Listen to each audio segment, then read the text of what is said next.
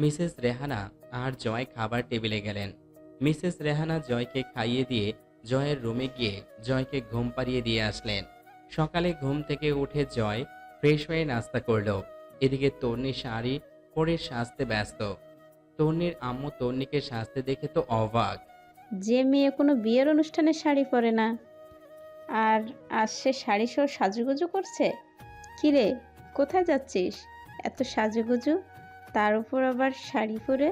কেন আম্মু, আমার শাড়ি পরতে মানা নাকি? না, মানা হবে কেন? বলছি এই কারণে যে তুই তো কোনো বিয়ের অনুষ্ঠানে শাড়ি পরিস না, তাহলে আজ? আজ পরলাম। এখন আম্মু উম্মা দিয়ে দৌড় দিল। কিরে, কোথায় যাচ্ছিস? বলে তো যা। তোমার মেয়ের জামাই খুঁজতে যাচ্ছি। টাটা। উফ, এই মেয়েকে নিয়ে আর পারলাম না।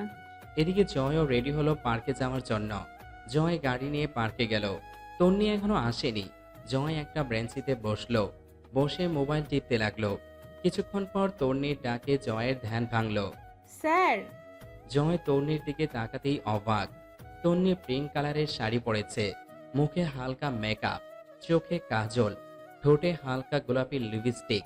জয় চোখ ফেরাতে পারছে না। কি সুন্দর লাগছে তন্নিকে বলে বোঝাতে পারবে না জয়। তন্নি জয়ের এমন চাহনিতে একটু লজ্জা পেল। স্যার। তন্নির ডাকে জয়ের ধ্যান ভাঙলো। জয়ও কিছুটা লজ্জা পেল। আরে তন্নি বসো, আর কি বলবে বলে ফেলো। স্যার, আপনার কি খুব তাড়া? না, কেন? না, একটু বসলে কি হয়? আসতেই বলে দিলেন কি বলবো বলে ফেলতে। একটু তো বসুন। আচ্ছা আচ্ছা বসছি। কেমন আছেন স্যার? ভালো, তুমি? ভালো। জয়ের অস্বস্তি লাগছে। তাড়াতাড়ি সেরে নিলে ও বাঁচে। তবে তন্নির পাশে বসতে জয়ের ভালোই লাগছে। আচ্ছা এখন বলো কি বলবে। বলবো, আপনি মাইন্ড করবেন না তো? আরে এখানে মাইন্ড করার কি আছে, কি বলবে বলে ফেলো। আসলে আমি আপনাকে ভালোবাসি। জয় মনে মনে এটাই ভেবেছিল। আরে তুমি তো আমার ছাত্রী, তাই আমিও তোমাকে ভালোবাসি। স্যার, আপনি যেরকম ভালোবাসার কথা বলেছেন সেরকম না। আমি আপনাকে জীবন সঙ্গী করে পেতে চাই। তন্নি, তুমি হয়তো জানো আমার বিয়ে ঠিক করা আগে থেকে। তাছাড়া তুমি আমার ছাত্রী, এটা কখনো হতে পারে না। কেন স্যার? স্যার আর ছাত্রীদের মধ্যে কি সম্পর্ক হয় না? হবে না কেন? তবে তোমার এখনকার যে বয়স তা অনুযায়ী এটা তোমার আবেগ, ভালোবাসা না। তোমার হয়তো আমাকে ভালো লাগে, আর তুমি এটাকে ভালোবাসা বলে প্রাধান্য দিচ্ছ। তুমি এখন তোমার চারপাশটা রঙিন দেখছো, যেটা তোমার জন্য খুবই ক্ষতিকর। স্যার, এটা আমার আবেগ না, আমি সত্যিই আপনাকে ভালোবাসি। দেখো তন্নি, তুমি এখনো ছোট, পড়ালেখা করো। তোমার মনে এসব ধারণা আসলে তোমার পড়ালেখার ক্ষতি হবে। তাই তুমি এই সব কিছু ভুলে পড়ালেখায় মনোযোগ দাও। তবে ওর নিজেকে কেমন যেন লাগছে। ও নিজেও তন্নিকে জীবন সঙ্গিনী করে পেতে চায়, যা অসম্ভব। তবুও মন সায় দিচ্ছে না। স্যার, সেদিন চকলেট আর আইসক্রিমের কথা বলেছিলাম। আপনি বললেন আমি এত বড় মেয়ে চকলেট আইসক্রিম কেন খাবো, আর এখন বলছেন আমি ছোট। বলেছিলাম, কারণ এটা তোমার চকলেট আর আইসক্রিম খাওয়ার বয়স না তাই। আর এখন যেটা বলছো সেটারও বয়স না তোমার। কিন্তু স্যার, আপনি বিশ্বাস করুন, আমি আপনাকে খুব ভালোবাসি। তন্নি, পাগলামো করো না। আমি যেটা বলছি সেটা তুমি বোঝার চেষ্টা করো। তুমি খুব ভালো, চাইলে সহজেই বুঝতে পারবে। আমি কিছু জানি না, আমি আপনাকে ভালোবাসি, শেষ। তন্নি, বোঝার চেষ্টা করো। তুমি এখন পিচ্ছি, অ্যাডাল্টের মতো কথা বলছো কেন? যাও, বাড়ি যাও। আর আমারও কাজ আছে, বাসায় যেতে হবে। তুমি চাইলে আমার সাথে যেতে পারবে। বলে জয় উঠে চলে যাচ্ছিল। তন্নি জয়ের হাত ধরে ফেলল। স্যার, প্লিজ আমাকে ফিরিয়ে দিবেন না। আমি সত্যিই আপনাকে অনেক ভালোবাসি। উফ, এতক্ষণ কি বোঝালাম? হাত ছাড়ো তন্নি, আমার বাসায় যেতে হবে। স্যার প্লিজ, একটাবার সুযোগ দিন আমাকে। জয় তন্নির হাত ছাড়িয়ে।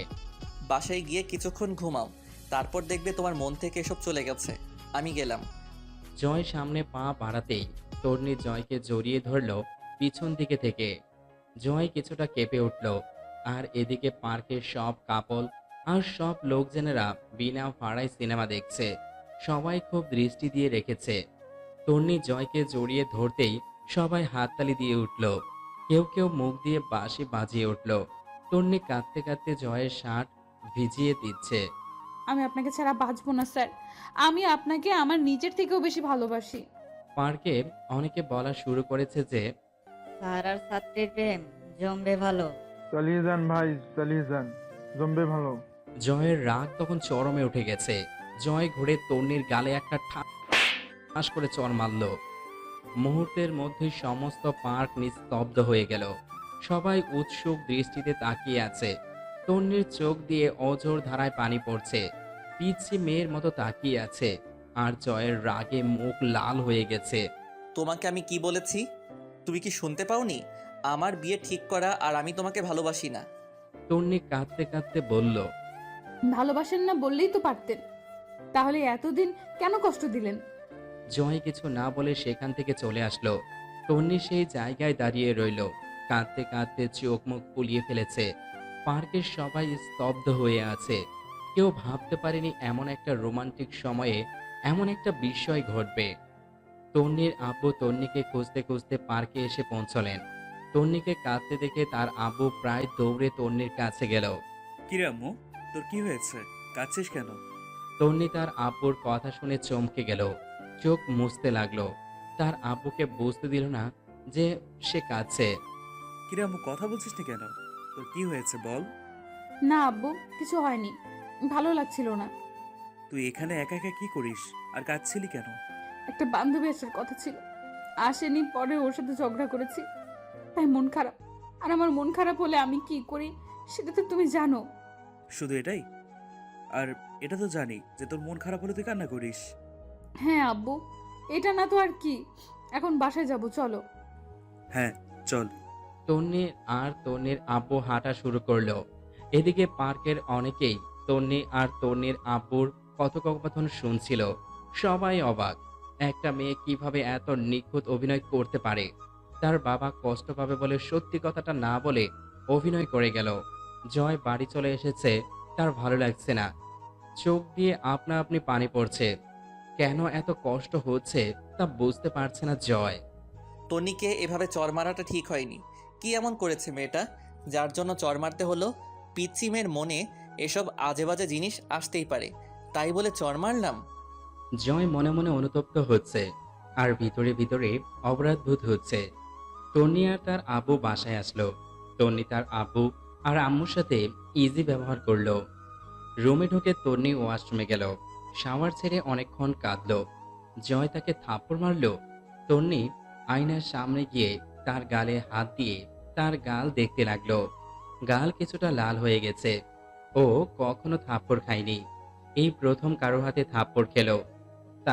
তাও ম্যাথ টিচারের কাছে, জয় স্যারের কাছে, যাকে কিনা সে তার নিজের থেকেও বেশি ভালোবেসে ফেলেছে। সেই স্যারই তাকে থাপ্পড় মারলো।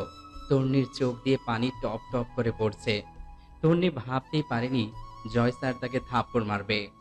কি এমন করেছি যার জন্য থাপ্পড় মারতে হবে? শুধুমাত্রই জড়িয়ে ধরেছিলাম তো, তাই বলে থাপ্পড় মারবেন? খুব জ্বালাই মনে হয় স্যারকে। আর জ্বালাবো না, প্রার্থনা করি যেন জয় স্যার তার হবু স্ত্রী ইরাকে নিয়ে সুখে থাকে। তন্নি হু হু করে কেঁদে উঠল। সত্যি কি জয় স্যারকে হারিয়ে ফেলেছে? হ্যাঁ, সত্যিই তো। তন্নি গোসল করলো 1 ঘন্টা। এদিকে জয়ের খুব খারাপ লাগছে। তন্নিকে চড় মারায়। এভাবে দিনটা পার করলো। পরের দিন কলেজে গিয়ে দেখলো তন্নি কলেজে আসেনি। কোনো সমস্যা হয়নি তো? কাউকে জিজ্ঞেস করা প্রয়োজন। জয় তন্নির সবচেয়ে কাছের বন্ধু হাবিবার কাছে গেল। এই হাবিবা শোনো। হাবিবাকে ক্লাসের বাইরে পেয়ে ডাক দিল।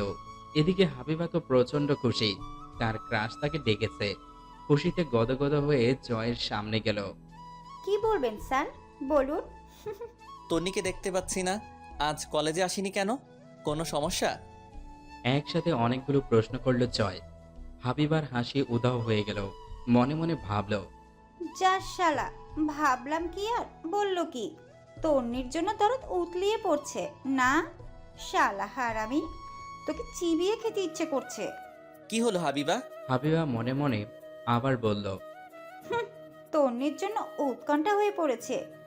কই কিছু না তো স্যার, সকালে তো আমার সাথে ফোনে কথা বললো আজ কলেজে আসতে ভালো লাগছে না, তাই আসবে না। ও আচ্ছা, যাই। জয় চলে গেল। হাবিবা ভাবল, উহ কি পিড়ি, ঢং দেখলে পাচ্ছি না। জয়ের টেনশন হচ্ছে, তবুও তন্নির দেখা পেতেই হবে। ওকে সরি বলবে জয় আর বোঝাবে। মেয়েটা এত পাগলি, সেদিন পার্কে জড়িয়ে ধরার কি আছে? ঠিক 2 দিন পর তন্নি কলেজে আসলো। তন্নি কলেজে আসতেই জয় তন্নির হাত ধরে টেনে লাইব্রেরির দিকে নিয়ে গেল। তন্নি, আমি সরি। আসলে আমি সেদিন বুঝতে পারিনি যে তুমি এত কষ্ট। না না স্যার, আপনি সরি বলবেন কেন? সরি তো আমার বলা উচিত। আমি আপনার সাথে দুষ্টুমি করেছি, আমি আপনাকে অনেক জ্বালিয়েছি, যার জন্য আপনি আমাকে চড় মেরেছেন।